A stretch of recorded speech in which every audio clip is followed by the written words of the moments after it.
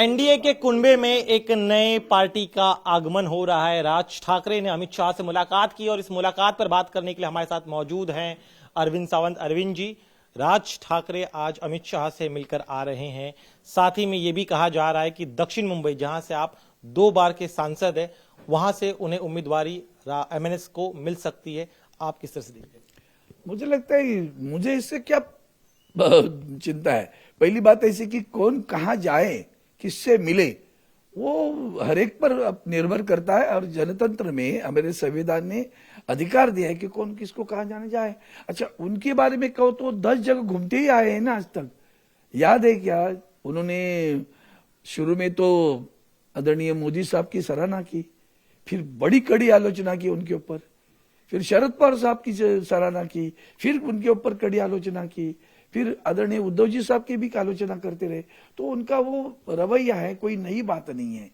उनका कोई विचारधारा को लेकर उसी डट के खड़ा रहना कभी नहीं हुआ। वो तो ऐसे ही घूमते रहेंगे। अब दुर्भाग्य इस बात का है कि महाराष्ट्र स्वाभिमान के लिए जाना जाता है, और खास करके ईडी के कार्रवाई के बाद में उनका रवैया इतना बदल गया कि पूछो मत। वो दिखता है, सभी को सामने दिख रहा है ना, आज इधर कल उधर, कल उधर, फर्क नहीं पड़ेगा उससे, लोग जानते हैं। लेकिन जो मूल जो पार्टी है, जिसके उप मुख्यमंत्री अभी है, जो पूर्व मुख्यमंत्री रहे, उन्होंने कहा कि मैं वापस आया तो 2 पार्टी को तोड़ के आया। ऐसे विचारधारा वाले लोगों के साथ में जाएंगे तो कल इनका भी क्या होगा, वो भी सोच लेना आप। और यही तो धोखा है। तो उससे हमें कोई डर नहीं है। ये तो उनका धंधा ही वही है। वो ये चाहते कि मराठी मतदाताओं का विभाजन हो जाए, तो वही तो उद्दिष्ट लेकर गए, बस। बाकी क्या है? आपको क्यों लग रहा है सर कि उनके आने से मराठी मतों का विभाजन होगा? नहीं, होगा नहीं बोला, उनका उद्दिष्ट है। उनका वही, आपको क्यों लग रहा है? तो सफल नहीं होगा, क्योंकि लोग जानते हैं कि मराठी अस्मिता के लिए झगड़ने वाला कौन था, मराठी भाषा को अभिजात भाषा दर्जा देने के लिए कौन था, मराठी नाम स्टेशन के देने के लिए कल परसों इन्होंने बोर्ड लगाए थे, वो किसने मांगी थी? वो यूट्यूब अवेलेबल है ना, आज भी जाकर चैनल पर लोकसभा में मैंने मांग की थी, वो देख लो। मेरे खत चिट्ठियां देख लो, इनकी एक भी चिट्ठी मिली तो भी हार जाऊंगा मैं। चिट्ठी भी नहीं लिखी कभी किसी ने नाम बदलने की, और ये कहते हमने बदल दिया।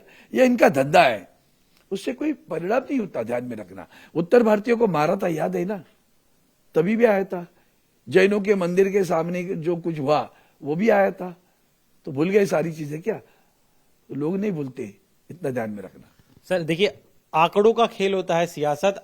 चूंकि उसके पहले राहुल नार्वेकर लगातार वहां पर प्रचार कर रहे थे, लेकिन जिस तरह से आप लोग की स्ट्रेंथ है और मुस्लिम मतदाता जो वहां पर करीब 21% है, वो ठाकरे सेना के साथ है, इस तरह से दिखाई दे रहा था। तो स्ट्रेटेजिकली उनकी तरफ से शायद कोशिश की गई होगी ताकि आपके सामने जो एक मुश्किल। ठाकरे, आदरणीय उद्धव जी बाला साहब ठाकरे की शिवसेना, जिसका मैं सांसद हूं, और दूसरी बात है हमारे साथ आज कांग्रेस और राष्ट्रवादी साथ में है, ये नहीं भूलना। तो चिंता ही नहीं ना किसी बात की, उनको करने दो। ना प्रत्याशी घोषित नहीं कर सकते, इसमें समझ जाओ भैया, चिंता उनके गोल गुट में, हमें नहीं है। और मैंने अभी बोला, जो फोड़ने वाले लोगों के साथ में जाना, जाओ, पत्थरी पैर पे मार के लेना है तो उसको रोक कौन सकता है? आप देखिए, राज ठाकरे के पास तो ऐसे भी खोने के लिए कुछ नहीं था। अगर उनके पास एक सीट आती है तो उनको लगभग फायदा हो सकता है। ऐसे में महाविकास आघाड़ी और खासतौर पे आप किस तरह से मुकाबला करेंगे? नहीं, पहले मुझे समझ में नहीं आता, आप इतना बड़प्पन क्यों दे रहे हो? कुछ भी नहीं है फर्क। जहां कैंडिडेट तय नहीं कर सकते, क्या बात करते हो? लड़ना बिड़ना छोड़ो, पता चलेगा आपको।